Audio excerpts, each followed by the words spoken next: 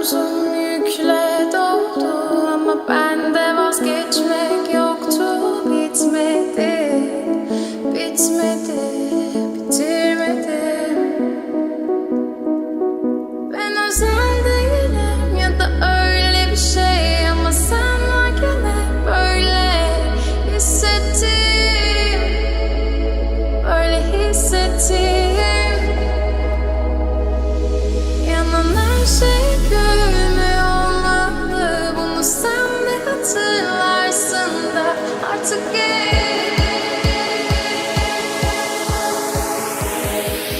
böyle hissettim.